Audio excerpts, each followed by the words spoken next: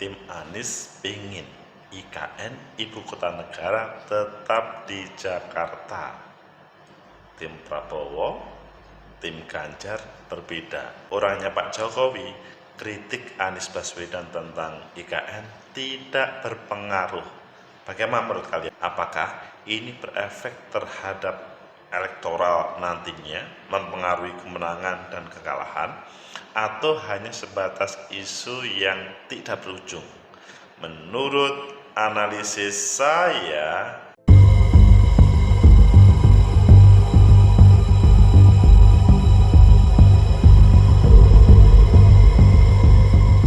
Assalamualaikum warahmatullahi wabarakatuh. Salam sejahtera untuk kita semua. Pecinta masa depan negeri, tegakkan kebenaran, lawan ketidakadilan. IKN Ibu Kota Negara yang pada pemerintahan Pak Jokowi periode kedua itu mempunyai semangat untuk dipindahkan ke Kalimantan Selatan. Tetapi menjelang Pilpres, atau lebih tepatnya pada hari pertama kampanye, itu menjadi tema yang menarik antara para calon. Ayo kita baca di beberapa media, selanjutnya kita kupas sebenarnya mengapa mereka selalu mempermasalahkan tentang IKN. Apakah ini memang sebuah program yang belum disetujui, atau ini merupakan program yang salah? Pertama kita baca di viva.co, PKS mau IKN tetap di Jakarta. Anies Baswedan bilang begini. Jadi PKS, Partai Keadilan Sejahtera, termasuk Anies Baswedan tentunya, tidak setuju tentang IKN dipindahkan. Apakah betul begitu? Kemudian kita lihat di Tempo, sebut kritik Anies Baswedan soal IKN tak berpengaruh. Ini profil Menteri Investasi Bahlil Lahadalia. Intinya adalah pemerintahan Jokowi tetap IKN harus dilaksanakan. Kemudian di CNN Indonesia, beda sikap Amin, Prabowo, Gibran, Ganjar Mahfud soal IKN. Kita pilih yang terakhir saja karena meliputi semua pendapat, nanti kita kupas. Beda sikap Amin, Prabowo, Gibran, Ganjar Mahfud soal IKN. Anies Caimin kritik IKN. Anies menilai pembangunan IKN Nusantara di Kalimantan Timur, Kalimantan Timur bukan Kalimantan Selatan. Kalimantan Timur hanya akan menimbulkan ketimpangan baru. Capres nomor urut 1 ini mengatakan pembangunan IKN tak menghasilkan pemerataan. Ini yang paling utama, itu adalah pemerataan. Pembangunan IKN justru akan membuat munculnya ketimpangan antara kota baru tersebut dengan daerah-daerah yang ada di sekitarnya. Wah, kok ada gagasan seperti ini ya? Apakah ini tidak dipikirkan sebelumnya oleh pemerintahan Jokowi? Menurutnya, pemerataan bisa dilakukan dengan cara mengembangkan kota-kota kecil hingga menengah yang ada di berbagai wilayah. Jadi antara tujuan mau meratakan Indonesia, tidak. Kalau mau meratakan Indonesia, maka bangun kota kecil menjadi menengah, kota menengah menjadi besar di seluruh wilayah Indonesia. Kata Anies di acara dialog terbuka Muhammadiyah yang digelar di UMS. Jadi kalau mau membangun Indonesia, jangan memindahkan ibu kota, tapi kota kecil, kota menengah dinaikkan. Masuk akal juga. Bukan hanya membangun satu kota di tengah-tengah hutan, karena membangun satu kota di tengah hutan itu sesungguhnya menimbulkan ketimpangan yang baru. Jadi antara tujuan dengan langkah yang dikerjakan itu tidak nyambung. Kami melihat di sini problem. Terpisah, Caimin mengaku enggan berpindah ke ibu kota Nusantara dan memilih untuk tinggal di Jakarta lantaran IKN dinilai belum layak untuk ditinggali. Itu kan pilihan aja, lagi enak di Jakarta tiba-tiba disuruh ke hutan. Ntar dulu, itu pilihan pribadi, referensi tinggal pribadi. Kemudian kalau Prabowo Gibran lanjut terus, ini pilihan yang berbeda Prabowo Gibran.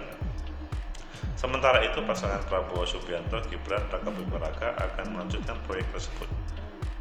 bahkan salah satu bahkan menjadi salah satu 17 program prioritas pasangan itu adalah terkait dengan IKN.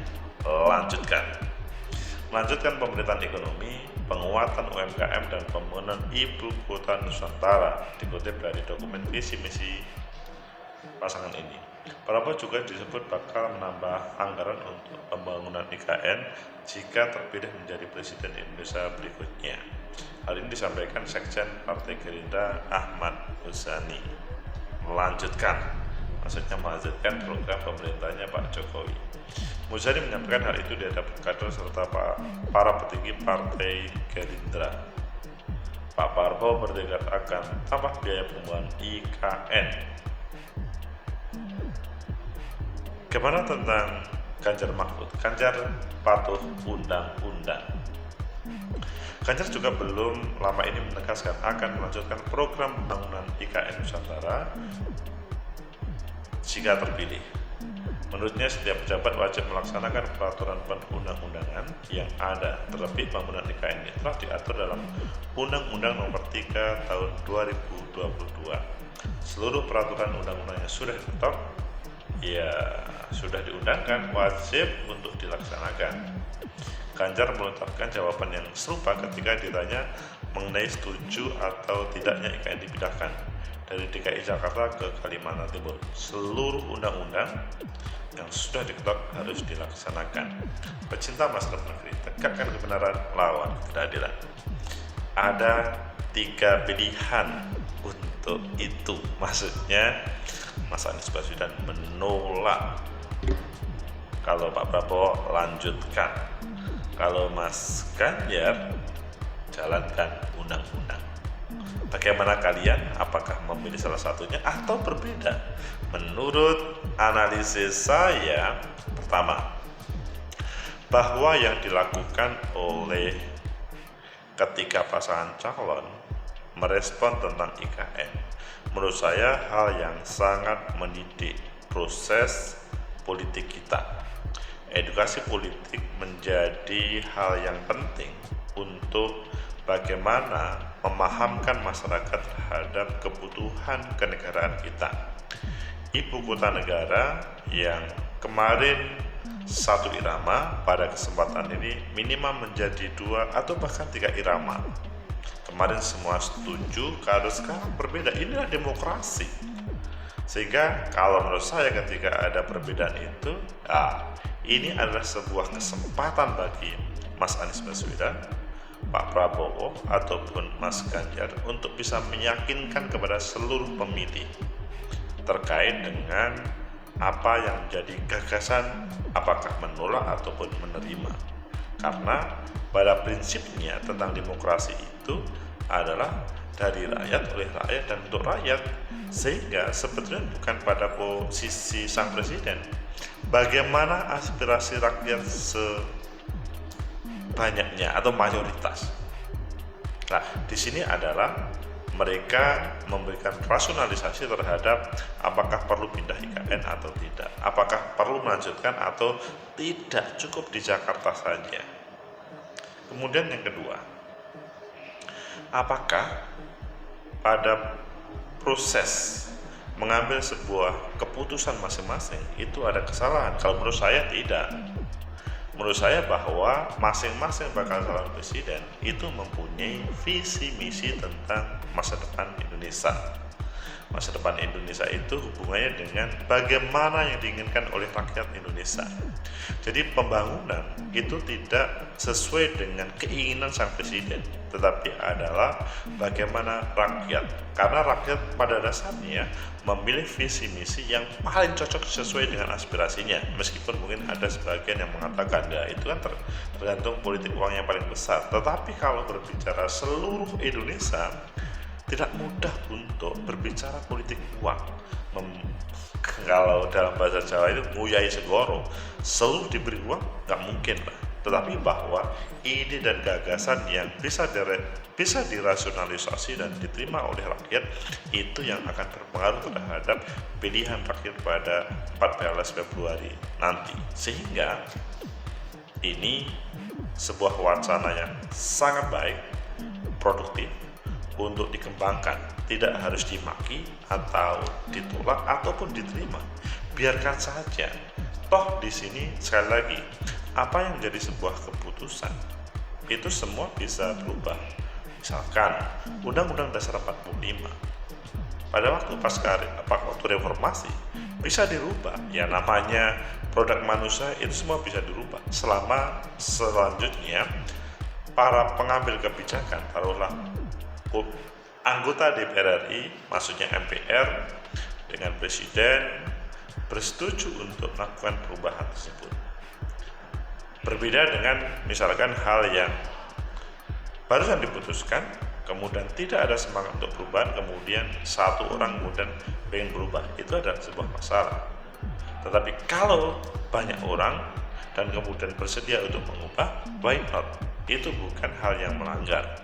Tetapi bagaimana mencari sebuah aspirasi berdasarkan pada, sekali lagi, suara dari masing-masing rakyat.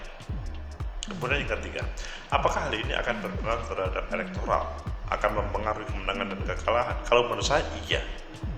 Jadi siapa yang mampu meyakinkan kepada rakyat, bisa meyakinkan bahwa IKN tidak perlu dipindah dengan rasionalisasi yang dihadirkan, atau IKN tetap harus berpindah sebagaimana Pak Jokowi melanjutkan, itu bisa saja, karena yang mempunyai hak untuk pilih itu rakyat. Jadi yang mengubah terkait dengan berbagai kebijakan itu pada dasarnya adalah rakyat. Di sini akan berpengaruh terhadap bagaimana keputusan masing-masing pemilih untuk memutuskan apakah akan tetap ke ibu kota negara di Jakarta ataupun berubah. Jadi efek atau berefek terhadap elektoral itu menurut saya sangat iya. Meskipun pada saat ini ketika menjelang 3 bulan ini belum menjadi tema yang secara langsung, tapi pada waktu awal kampanye, karena 28 November adalah hari kampanye pertama kali, hari ini didengungkan kembali. Pecinta masa depan negeri, tegakkan kebenaran, lawan ketidakadilan. Ibu kota negara, gagasannya bertiga itu sangat baik. Jadi Mas Anies membuat gagasan dengan sebuah rasionalisasi. Kalau ingin maju tidak harus mengembangkan atau membuat satu kota untuk seluruhnya, tapi bagaimana dalam bahasanya Mas Anies Baswedan, kota kecil dibuat middle dibuat besar. Itu harapannya terjadi pemerataan pembangunan, bukan membangun tanah kosong di tengah hutan dibangun kemudian ada sebuah harapan. Padahal kalau ngomong kota, kabupaten, provinsi itu kan banyak pilihan terhadap Kalimantan Timur. Ada sebagian mengatakan itu hubungannya dengan dulu kerajaan-kerajaan dulu. Kita ini sudah bukan kerajaan masanya, tapi bagaimana mengelola negara ini secara demokratis. Jadi kalau kembali ke sana karena model sistem kerajaan, ya monarki lagi dong. Jadi apa sih substansinya untuk berpindah? Nah, kalau memang itu rasional, why not untuk tidak pindah? Ya harus pindah. Tapi kalau tidak, hanya sebatas akal-akalan ataupun yang bahkan membutuhkan menghabiskan semua energi dan materi, itu menurut saya kok harus antisipatif. Menjadi tema menarik untuk diperbincangkan. Kalian semua boleh menulis di bawah tentang komentar kalian. Apakah setuju dengan yang disampaikan oleh Mas Anies Baswedan atau Pak Prabowo Subianto ataupun Mas Ganjar Pranowo? Everything up to you memilih pilihan tersebut. Tentunya setelah membaca pendapat dari ketiga pasangan calon, sehingga berefek terhadap para pemilih mana yang lebih tepat untuk menjadi pemimpin negeri ini. Semoga bermanfaat. Like, subscribe, comment, and share. Sampai jumpa.